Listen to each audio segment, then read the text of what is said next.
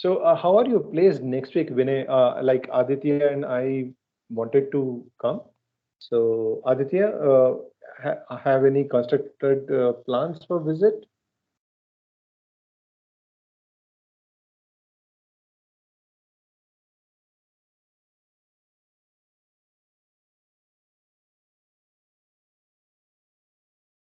I think next week is relatively, I'm okay till Friday. So from Friday, next Friday, I'm not in town. Okay, okay, Okay, fantastic. so until Thursday, I'm okay. Okay, great.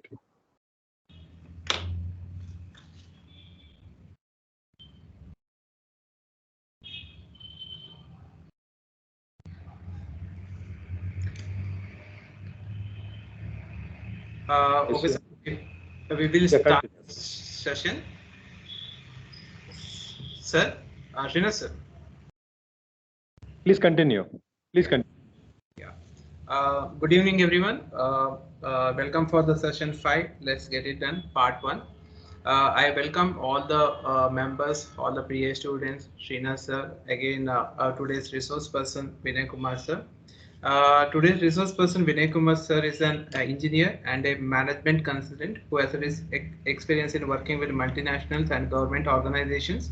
And he did his engineering from Siddhaganga Institute of Technology, Tumkur, and his management degree from Symbiosis, Pune.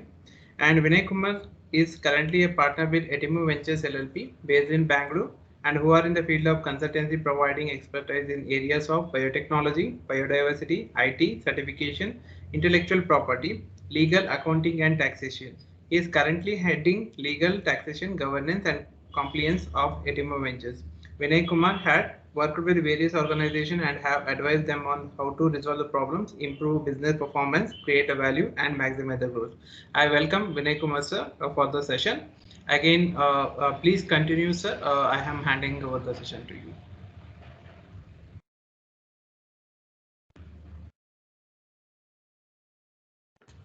Hi, everybody, and I'm Vinay. And Aditya, can I share the presentation, or you need to make it the presenter, Yes, sir, sure. I will do. please? And students, a note for you that Vinay will be speaking in three different sessions kind of thing. So what is the plan that we will take one topic and post 10-15 minutes, there will be a Q&A regarding that particular, so that, we really don't want to have a Q&A at the end and you would have got some questions and you would have lost it also. Yeah, Vinay, over to you. Yeah. Uh, right. Before we start, uh, I just want to give a very brief background to everybody, saying it like this is a very overview, very high level view on what you need in order to form a company. You want to do a startup, or how do you want to proceed? Even you have a larger number of employees to smaller number of employees. Only giving you a very high level overview. As Srinath sir said, we have divided into three. The agenda for today would be covered into three parts. One is the founders agreement, what we are going to be focusing on, because I believe most of you would want to form a company and become the founders of those companies with a lot of ideas, creative ideas, services, or whatever it is. Then we come to what type of company would you be interested in forming, and what are all legal aspects in terms of needed in order to form that company.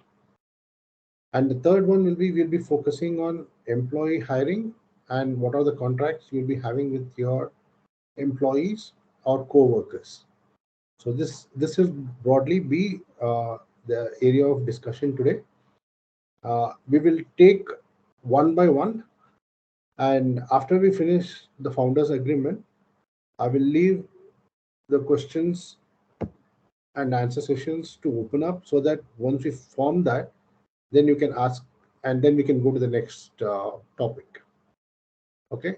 Having said that, we will go to this one called the founder.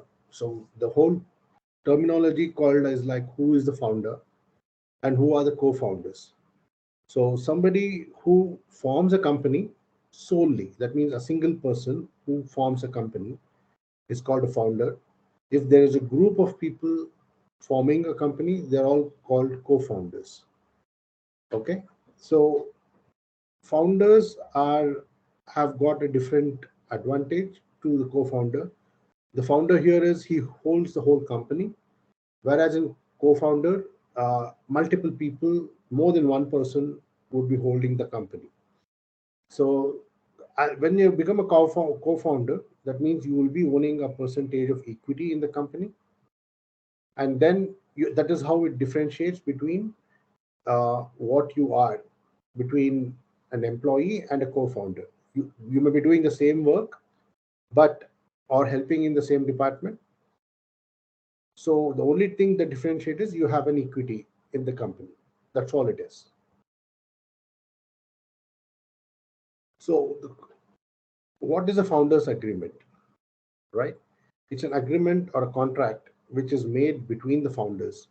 I mean, when I'm talking about founders, I'm talking about the co-founders also, to enter into a business that helps them to do legally the transactions between legal entities. When I say legal entities, mean every company today is a legal entity on its own. It has its own unique number, and that's how what we refer to and say like they have an agreement in between themselves, which will focus on saying it like what each roles are, responsibilities, their rights, obligations, as far as towards each others are concerned. So these are all documented, and this is a legal document which will be needed so that in future you all can focus and work on the product or the idea what has been created, rather than trying to come with what I would say like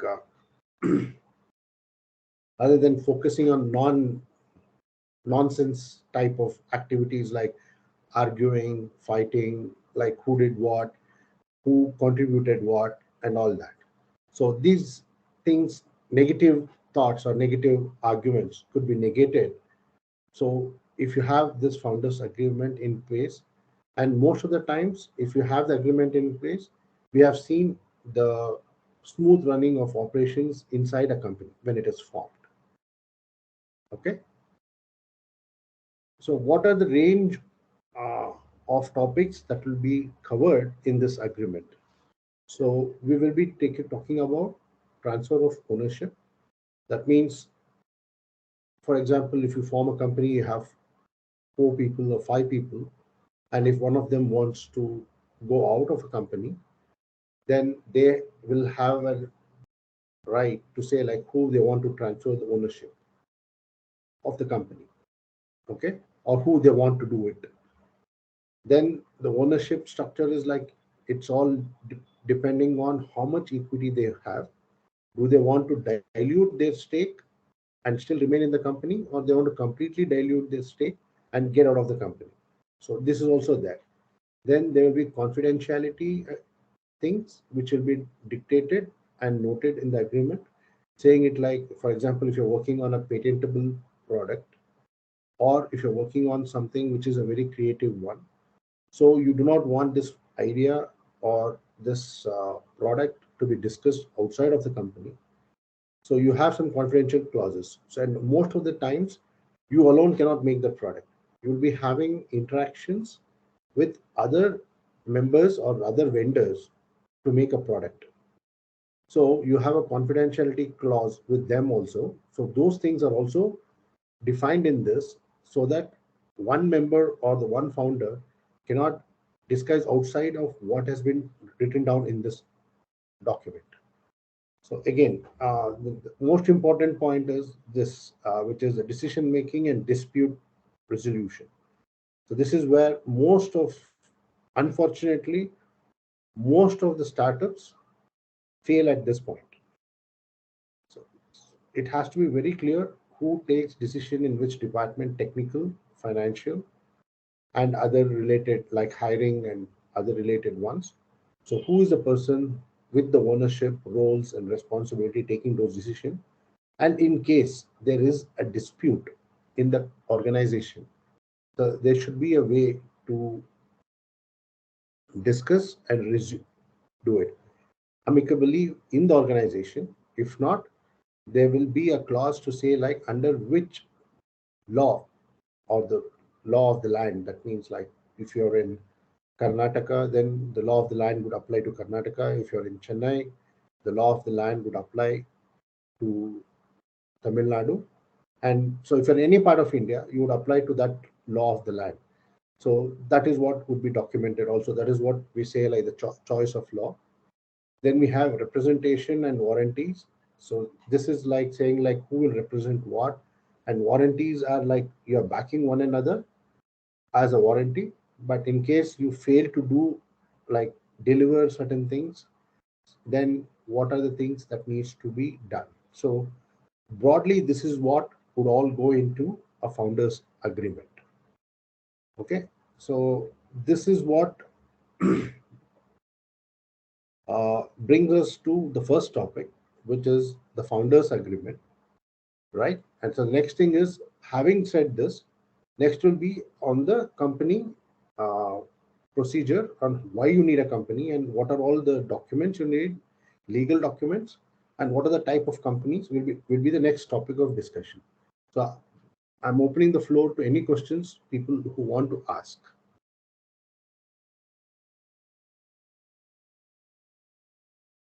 All right, Priyais, you might have some questions. Some might have got insights regarding, how you can have co-founders in your company. So please pose question and be free, because I think at least two of the Priyais have turned into incubators through Vinay. So he understands the system here. Yeah. And I'm pretty, I think, as Srinath sir said, don't think this as a very formal interaction. You can be Yeah. very informal. You can pose any damn question you want.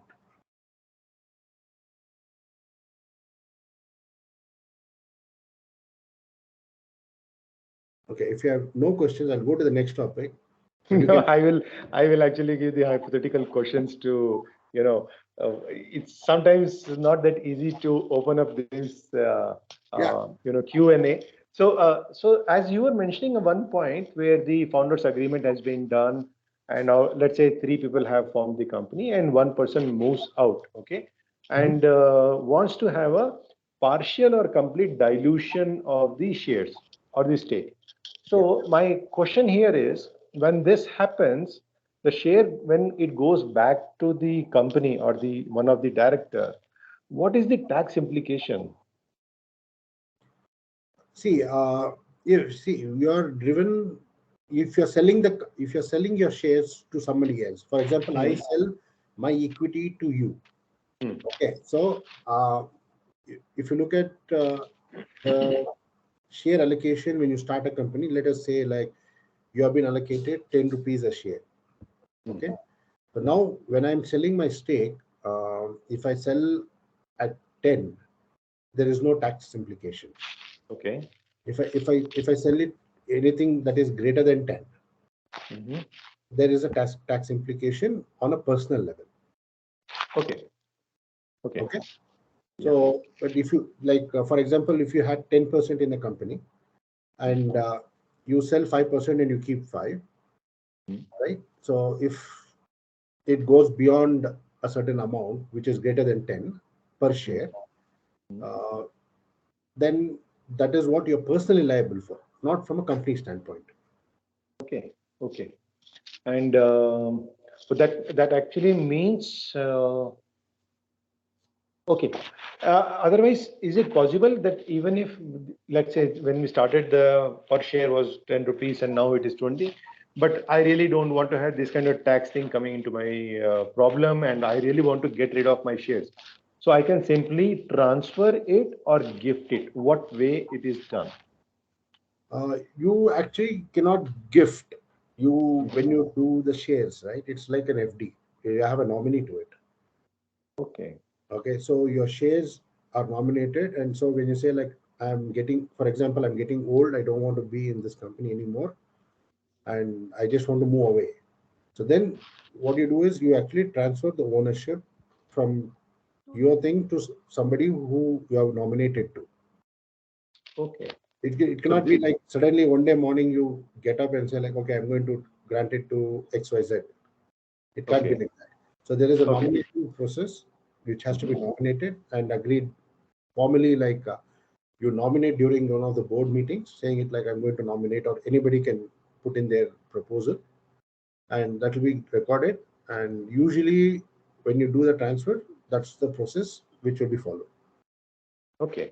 So that means whenever a company decision is taken, each director actually have to tell to the whole board, as well as depending upon whether the kind of decision is actually having a say from these shareholders also. Let's say if an institutional shareholder is there that they have put some equity, at that stage, what is the role of the See, communication there between are these two? Shira, there are two type of things. That's why you would have heard many times hostile takeover and all that, Yeah. right? So what happens is you do not want somebody who is in the company to transfer it to a competitor. Mm-hmm. Okay, so that is why you need that agreement within the founders or the board members to say like your transfers. For example, if I'm in making laptops, okay, so I'm making HP laptops. So now somebody in the board cannot transfer it to a competitor like Lenovo or Dell or somebody else, because it's Perfect. direct conflict of interest. Or if somebody wants to take over my company, which the board members do not want to sell, so then this is what all this you keep hearing in the business, saying it like it is hostile takeover. There's not agreed, a lot of Mhm. disputes and all that. So that is what it And means. fantastic. Yeah. I think with this particular note and emphasizing why founders agreement is so crucial, we can go to the next session. If any of the Priya has any question, please open your mic, turn on mic and ask. Otherwise, Vinay will proceed to the next session. Yes, sir. This is Yuvraj Kherde. Yeah, Yuvraj. So actually, if a company has one founder and 3 to 4 co-founders, and they are making a certain decision, a crucial decision, what role does founders and co-founders play? Like, uh, yeah, what role does they play? Uh, Yuvraj, as I said, if I go up, right, uh, Hmm. either you can have a founder or a team which is all co-founders. So you cannot have a founder and co-founder in the same company. Legally, I'm talking about. On your visiting card, you can say you're a founder, and the other person can say I'm a co-founder. That's all. That is all okay. But as far as uh, the document, what we are talking about now, which is a legal document, and either there can be only one person who's called the founder, or there is a team of people who are called all are called for co-founders. Hmm. Okay. So coming back to your question, you cannot have an entity which has got founder and co-founders, Okay, sure, sir. right? See, because this is the basics. This is the basic fabric, or the terms in which all the parties agree to work with. So that is why Oh, this point, what I said, is very important, which is decision making and dispute resolution. Everybody comes to a stage until you have passion to create the product, you want to make it happen. It is there on the table, and once it comes onto the table, and that is when I have seen people fighting on very, very small issues. okay, sir. Yeah. So, Yuvraj, just to summarize, what you wanted to know is that there's something called as a board meeting usually done. Okay. Hmm. And in the board meeting, one person is elected as the chairperson, and that chairing person will not have the voting right. Remaining all will take the call and give their vote for it. Am I right, Vinay? See, usually what happens is everybody has got a vote, including the chairman also. Okay. but the chairman can only execute. It's like a veto power, only execute when needed, but not always. Okay. Okay, so that is what has to come into this argument, like who's going to be there and who will vote for what. And this comes into the founders agreement. They decide, right? Yes, this is what Yeah. will come into the ownership structure. Who owns what, Fantastic. and what is it that comprises of. You own. It's not only about ownership of the shares. It's like ownership of what you're going to take as far as company operations are concerned. Like I may look after finance, you may look after technical aspects, other person can look after operations, supply chain, and other things. So everybody has got a role contributing towards it, and everybody has got like in the meetings what will be their role and how they will proceed further. Fantastic. Any other question? And so, like if there is a decision and there are 3 to 4 founders who are agreed to it, and sorry, co-founders who are agreed to it, and the founder is not willing to make that decision. So which one will be considered? Like it goes by the majority of saying it, like who, like if you have 3:1 in this case, so it has Hmm. to go with the majority of it. If this decision is not honored, then Hmm. based on this document, whatever has been written, you can approach Hmm. something known as obviously I've not written all of it. Everything will go, and there will be something known as an arbitration clause. Okay, so Hmm. the arbitration clause will tell you which legal, I mean to say, like which court you can approach, and who will do a resolution for you, which has to be honored. Okay, sure. Okay, Okay. so that is you're already started fighting in the company. That is the point, Okay, sir. right? So the Yeah. disagreement should not come. That is why all the decision making and dispute resolution should be very clear to everybody, so you don't fall into all this. Okay, sir. Okay, so I again, all of you young boys, I'm just telling you again and again, all other things are okay. This is where most of you guys will fail. You do not want to you will not want to take a right decision, nor you want to resolve any dispute internally. So that is where it comes to a standstill. So please let go of my request to all your people is work amicably, let go of all your egos, and you'll be really successful in whatever you guys are doing.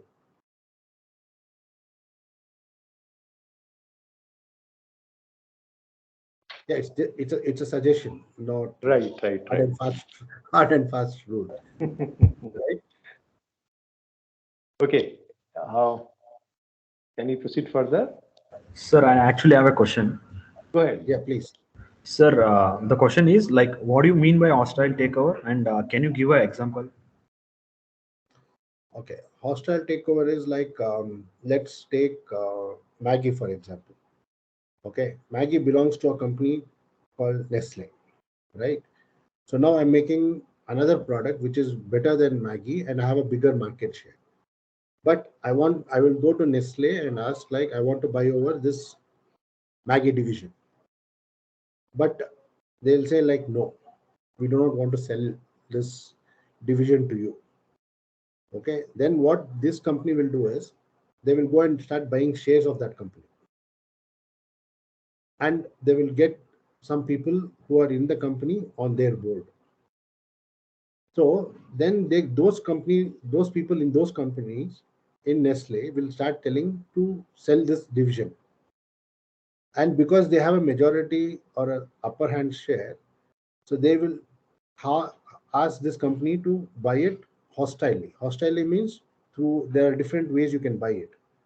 One, raising the funds, buying the institution out, buying to the public market, or buying the whole shares of one person. So that's a hostile takeover. That means I do not want to sell my company, but somebody is forcing me to sell a part of it.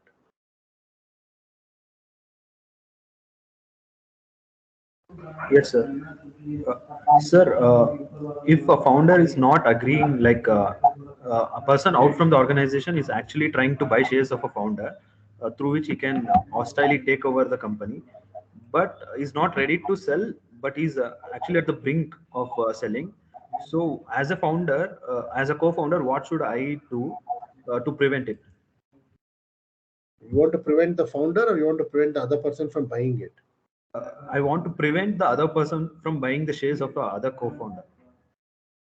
That is because, see, in a company, it all adds up to 100%, right?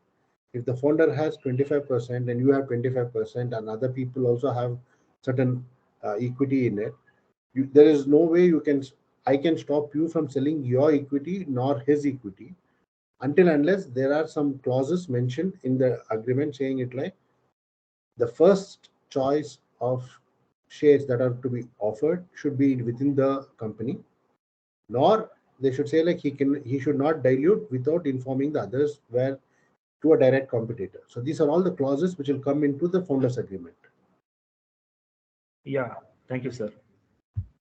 right? So you should have those clauses in place so that nobody wants to sell their company without any. You can always sell your share without your view and other things, but you don't want all that to happen. So we incorporate that in the very first line, or in the very first page of things, saying it like these are all the main point which all the co-founders will agree and maintain. Yeah, sure, sure, sir. Thank you, sir.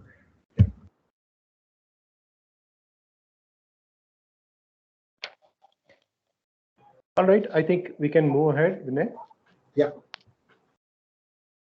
Okay. So now we're coming into the company side of things. So first of all is like, why do we need to form a company? Why can't we do business without forming a company? There are many people who doing without forming a company also. They just do trading. They pick stuff here, give here, collect cash, and do it. So do you really want to do that? That's point number one. Second is, when you want to form a company, why is it required?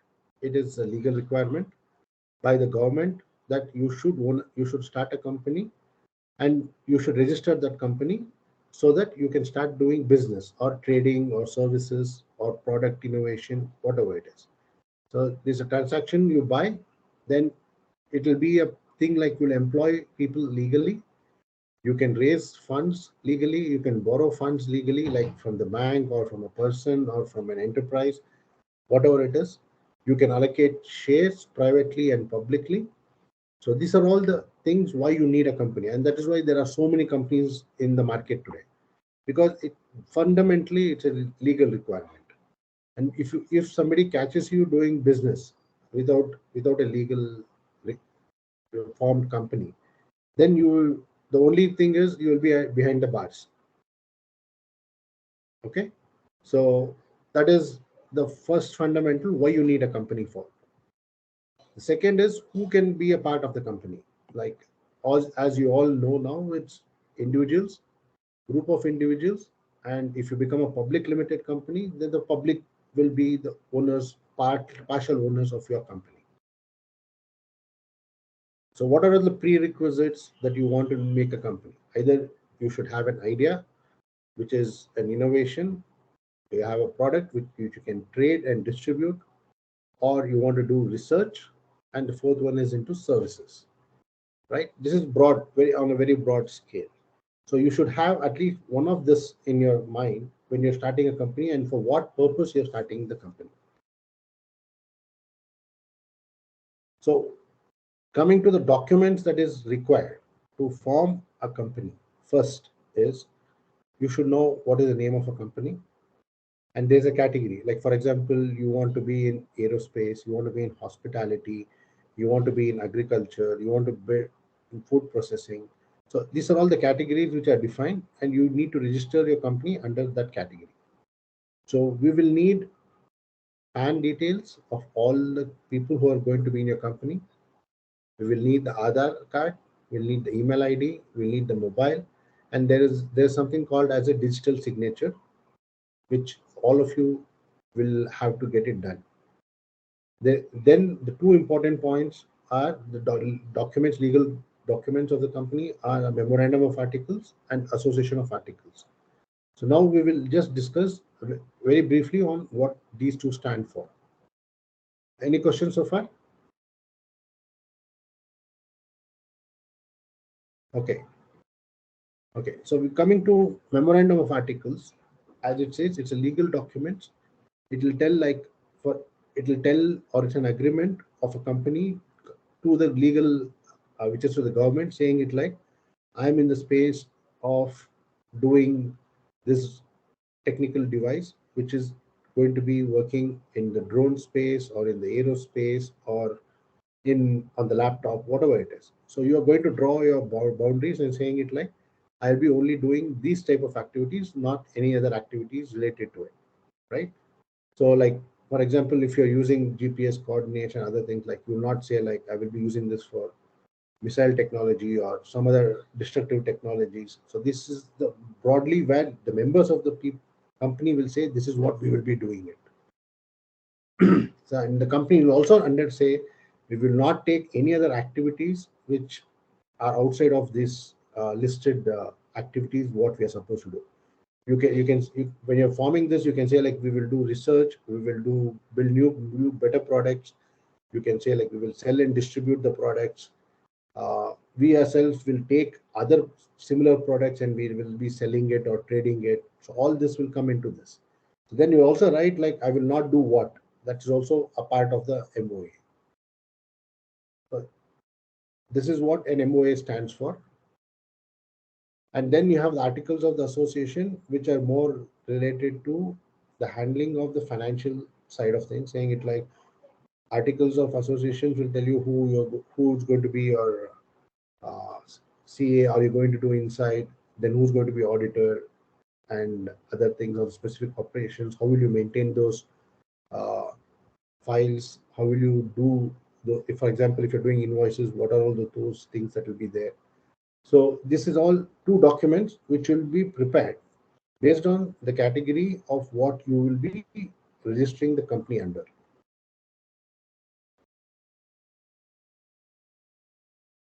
Okay. Right. Now coming to the type of companies, there are 5 types of companies. One is called a proprietorship firm, where only one single owner will be there. Second, there will be partnership firms. Partnership firm is greater than 1, and it can be up to 10, 20, whatever it is. Then you have limited liability partnership firm, again greater than 1, up to 20 individuals. Then you have private limited firms, which is again greater than 1, and it can be many. Okay. Then you have a Section 8 company, which is an NGO, where you'll be doing non-governmental activities, organization, which will never be single. Usually, I've written a single or multiple. In some cases, there has been single owners, but usually it is made up of multiple individuals. Sir, what's the difference between partnership firm and LLP, sir? See, partnership firm, the only difference between partnership firm and limited liability, the word itself says, is the liability of the partner is very limited. Okay. So it says when you're in a partnership firm, which is the second one, that means in case you suffer losses in your business, then your personal assets and money could be attached. But whereas in limited liability partnership firm, your personal assets and cash, whatever you have personally, you own personally, cannot be touched or will not be attached to the company. So that's a fundamental difference between these two companies. So by partnership firm, you mean that partnership deed agreement, sir? The partnership firm is like, you will have a partnership deed, but in the partnership deed, your personal liabilities are not protected. Okay, sir. Like, for example, you start a firm, you borrow 10 lakhs from the bank, right? But you are not able to repay. So the bank can come back and have the right to personally take that money from you, from your assets, and other source of incomes. But in limited partnership, they cannot come and ask for it because that's what LLP stands for. And even limited firm, correct? That private limited also, the same clause. Yeah, same clause in private limited. Only partnership firm. Usually nowadays, nobody would recommend to use a partnership firm, but there are already some partnership firms which cannot change now. Okay, but usually going forward now, nobody would recommend you to do a partnership firm, but you need to be aware what are all the type of firms that you can be engaged with. So what's the advantage private limited has over LLP, sir? More liability? No. The ease of operations is what, for example, you start with an idea. Okay, you have 5 people in you form a limited liability firm, LLP. But tomorrow this product needs funding. Okay, you want to make this mouse. So you made the mouse, which is really good, super, and nobody has made anything like this. But in order to make 1,000,000 pieces of this, you need funding. You don't have money for that. To make 1 to 5, you have money to make it. But if you want to make 1,000,000 pieces of it, you don't have money for that. So you have to raise funds for it, either through the bank or through private equity, or some investor will come and say like, okay, I am interested in your product. I'm ready to invest into your company. So then what happens? He will be a partner in this firm. So the paperwork required will be different to this. Here, you can reorganize the shares in a private limited firm much easier than a limited liability firm. So that's the advantage. Usually people who are thinking of making it and attracting investors, angel investors, funds, uh, other things from banks and other things. So you are the people who will go for private limited because they can also be on your board. They can be director in your firm. Here there is no director. Here the word partnership ends. You can only remain as a partner. Here you can be the director, executive director, nominated director, independent director. So you can give different roles to different from time to time. Adding a person into a company and removing a person out of the company is far more easier in private limited firm than limited liability partnership. Okay, thank you, sir. Okay, we will not focus on Section 8 or NGO company, but if somebody wants to do it, it's a pretty complex process of setting up, because usually even though you set it up, you need several permissions at different government levels in order to become an NGO. Okay, so I will not dive into this in deep, but I'll just give you an overview of that. Okay, sole proprietorship is very straightforward. It's a one-man company. There's nobody else in it. So all you need, the documents for that is either your passport, PAN card, Aadhaar card, driving license, election card, or any other identity which is issued by the government. Okay. Then you need one utility bill, which can be any of it, and then you need any permission. For example, we have found one company in the REVA NEST itself. So you need a permission from them to say like you are incubated there, or you have permissions to be in that place in order to do it. And usually if you're new, like you're from a student, you want to become an entrepreneur, usually this would not hold there because there's no tax return on your side. But if a working person wants to come and start a company, then usually we would ask for an income tax return. So the procedure would be is choose a firm name, open a current account, get trade license. If you need GST, you need to file for GST, and it's free of cost, which is given by the government. So you just get it and you start. Usually, we wouldn't want you to go in for GST initially because You need GST only if your turnover per year is greater than 20 lakhs. So if your revenue is not greater than 20 lakhs, then you're not required to have this GST. But if you think you're going above 20 lakhs at any given point of time, you can apply for a GST certificate, and I would say it's just a 2-day process. You apply today and you will get it tomorrow. That's why I say it's 2-day process. Okay, and then you're ready for operation. So you can do what you want with this company. Any question on sole proprietorship? Sir, I have a question on Yeah. documents thing. So let's take the MOA and AOA. Mhm. Which company who do you think should draft it? Can you repeat? Yeah. So who do you think should draft it in a company, the MOA and AOA? See, usually MOA and AOA will be drafted by a CA in consultation with you. So Okay. you because you will not have any idea what goes in. So usually we have a format. So based on what category, that's why it said you should be in a category, right? This one. So based on the category, we will tell you what you can do and what you cannot do. It will be a consultation between the owners of the company and the CA, and this document will be actually created by a CA and submitted to the Ministry of Corporate Affairs.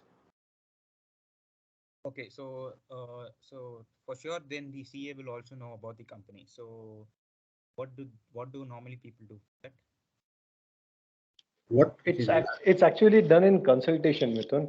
So even if the CA doesn't know, they will have a meeting, try to understand what is a business, and there is a list of industries and segments. Then they figure out what you are planning to do. See, right now, mine is a biotech company. I have an import and export license, but I cannot import petroleum because I don't fall into that particular industry category. You got it? So that's how they figure out which industry sector you are in, and the MOA and AOA is drafted according to it. okay, sir. Thanks, Shirath. Yeah, please continue. Any more questions?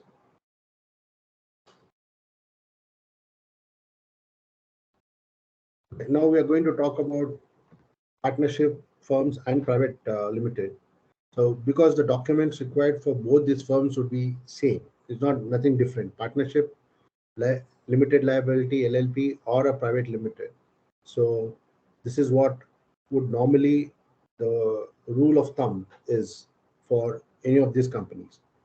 So we need minimum 2 people to form this company, either partnership, limited liability, or private limited. Then we need a minimum capital, paid up capital of 1 lakh. That means if 2 people are there, each one has to contribute 50,000 towards the firm. This is what it means. So then we need all other things are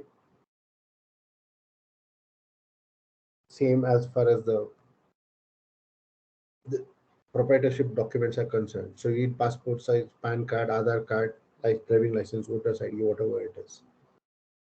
So just a point, we cannot accept any of the other documents apart from these for this forming of the company,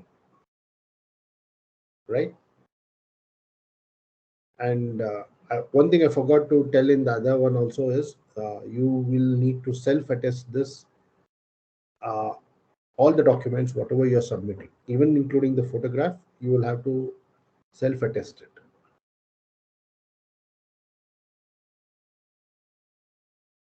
Then we need the address proof. With any of this can be thing, a bank statement, phone, mobile bill, electricity bill, even water bill is accepted. If you have a BSNL landline, even that is accepted. So by address proof, you mean the address of the organization? Address proof. You mean the address of the organization, like the company? Yes, address proof is like one. There are two address proofs. One, if for example, this are all personal things, right? So you have Aadhaar card, which is your personal. Then this is all the ID proof, which is your personal. Then we come to the address proof of the organization. The organization will need any of this, but you will not have a. If you're forming for the first time, you will not have a bank statement. But for example, if you're registering this company in your house, you will have a bank statement which is belonging to you, or electricity bill which belongs to somebody, right? So, but if you're forming in a place which is not outside of your house, then we'll need these things, and we'll also need a rental copy agreement between you and the owner, saying it like we are giving space for this company to be operation from here. This part is very required, students, because if it is done by someone renting their upper floor or part of their house, because this is a commercial activity, the electricity will be charged in a commercial level, not in a residential level. That's the reason this paperwork happens. Yeah. Yeah, and one more thing is like everything has to be within the 2 months stipulated period. You can't bring a last year bill and say like this is what we will do. All bills have to which is going to be submitted has to be within 2 months. Even the rental agreement has to be executed within the last 2 months. For example, we are in March, so you can't submit which is less than Jan. So it has to be within that period. Okay. Right.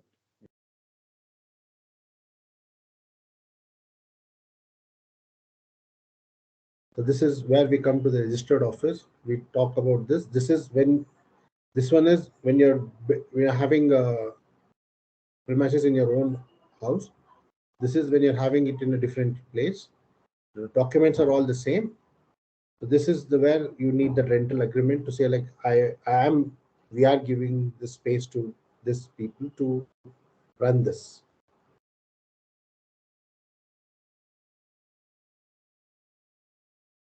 So once you think of starting it, we can give you a checklist of documents that is required, both on personal as well as which is required for you to incubate or rent a place where you want to do business with.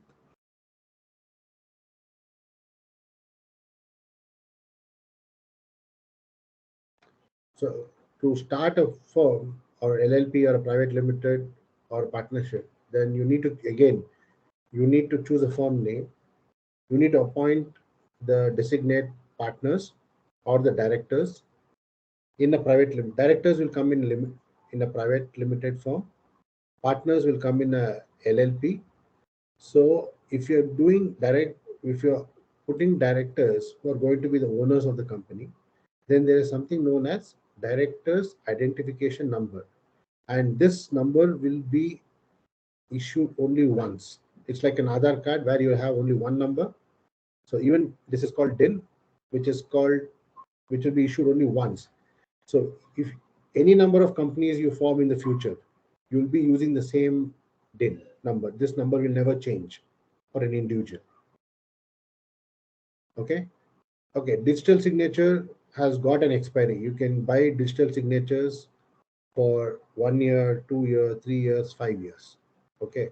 So this you can buy from time to time. You think you need only for 1 year, then you can buy for 1 year, then you can keep on extending, buying a new one after year. So this will keep changing. Digital signature certificates are usually issued by organization called eMudra.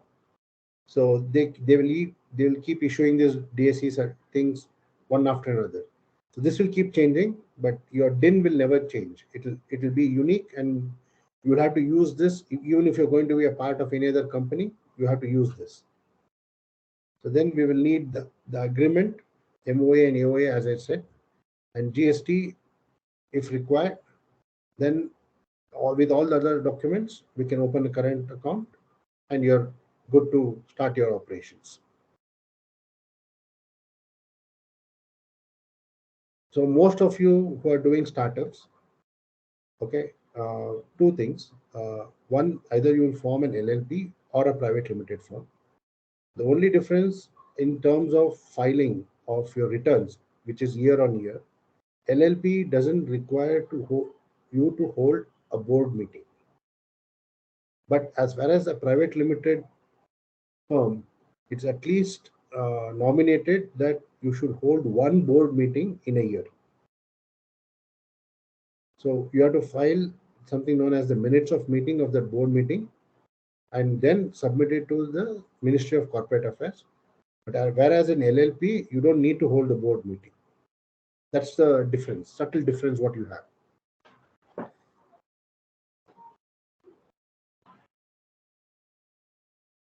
So we are open for questions on this LLP and private limited because you will, any of you forming a company will fall into this category.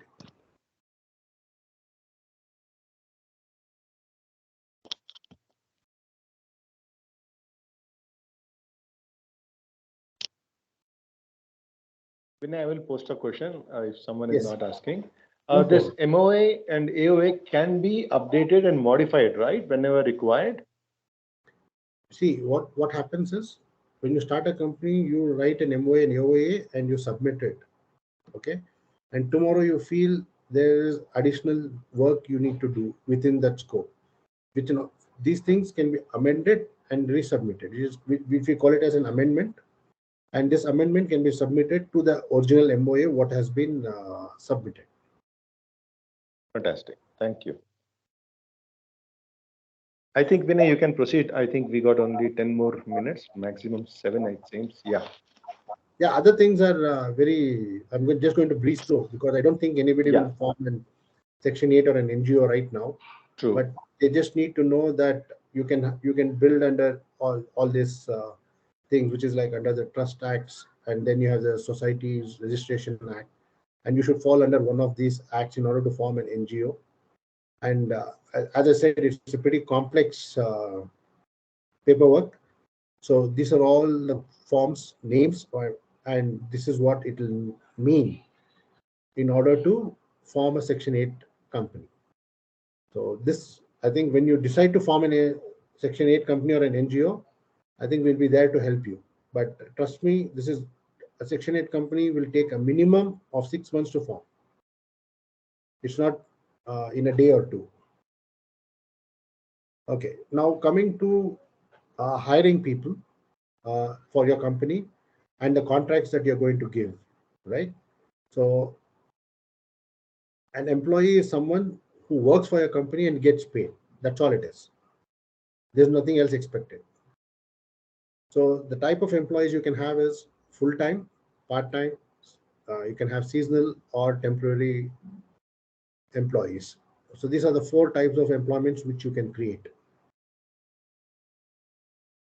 Okay, an employment contract could be an offer letter, could be an employment agreement, and in that you're going to say what is that person hired for, what is he going to do, and what are his obligations towards the company, right? So this is what you will write first, and then of course you'll write what are his benefits, how much he's going to get paid, and all that.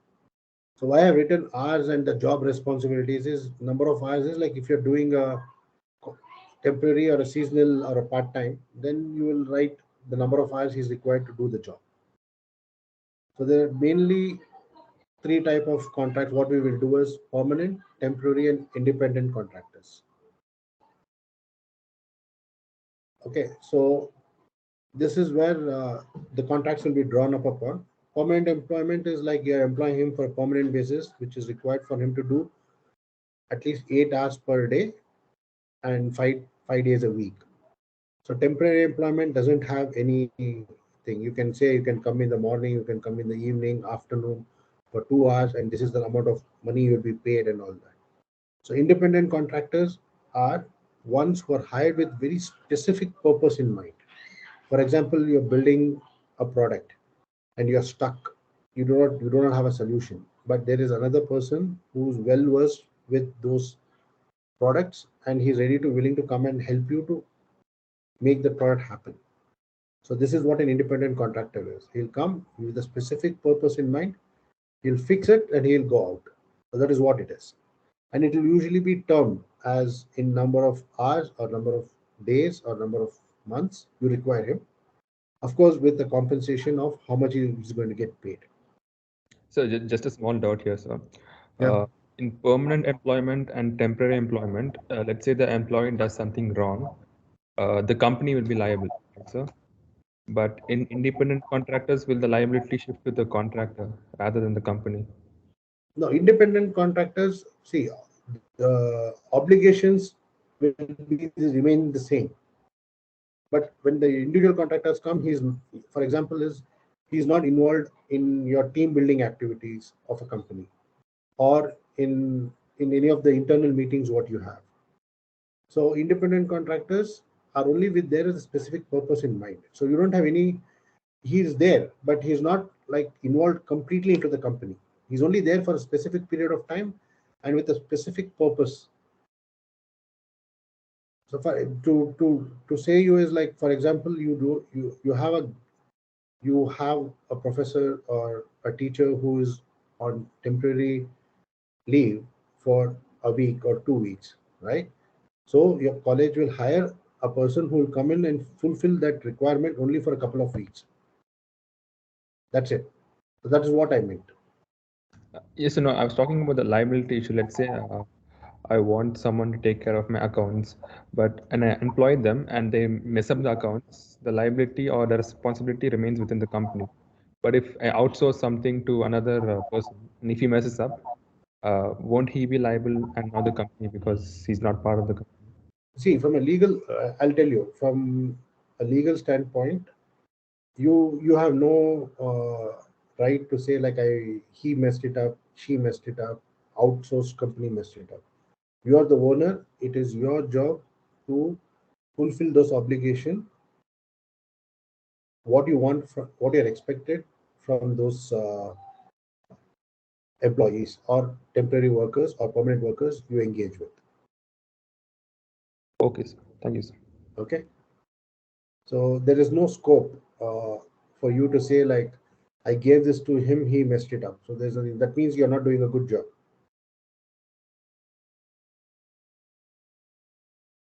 See, usually whenever you outsource to someone, before filing or doing or passing it off, they will have a word with you as a confirmation. Okay, so that confirmation is always at the end of you for the transaction. The responsibility is always on the company. Yes. Yeah, and one important point which I was asked to cover is on EPF and ESIC. Okay, EPF is Employee Provident Fund and ESIC is Employee Sick and Insurance. That is what it's called, right? So any company with 20 or more employees has to be mandatorily legally done to be registered with the EPF department, Employee Provident Fund. There's a department which is set up by the government, central government of India, and you have to deduct PF, Provident Fund, with contribution at different levels. Okay, so this is mandatory. So that 20 means 20 permanent employees, not 20 temporary employees or part-time employees, but 20 employees. If your organization holds on roles and you're paying salary to them on a permanent basis, you will be required to register with the Provident Fund.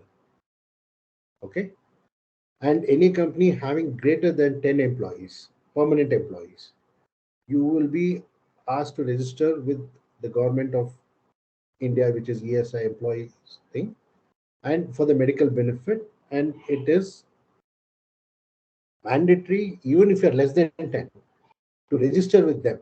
So in case of any, that is the minimum sickness cover you will get from the government. So this is very important for you because you might forget.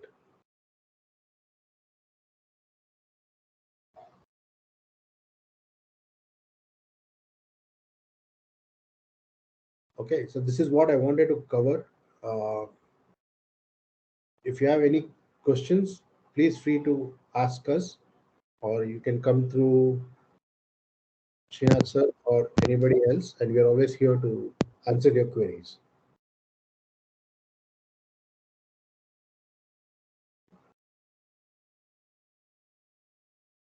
I think this is a little far-fetched as of now, but this is very important because if you don't fulfill this, you'll start getting notices from the government in order to fulfill this. And I think this is a very famous case where Provident Fund was not paid was the Kingfisher Airlines, where they deducted, but they never paid towards this EPF, and that is where it was a big issue as far as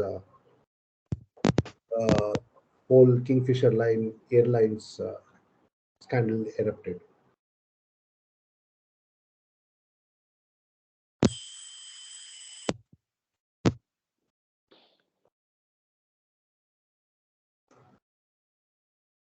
So this is all I have to cover today.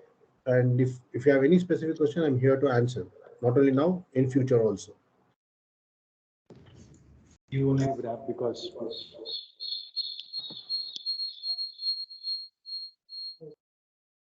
yeah, it's not working. Thank you, Vinay sir. If you have any questions, you can directly come to the REVA NEST and you can discuss with us, Srinath sir. And if you require, any people is required, Vinay sir help, and we will connect to incubation. And thank you, Vinay sir.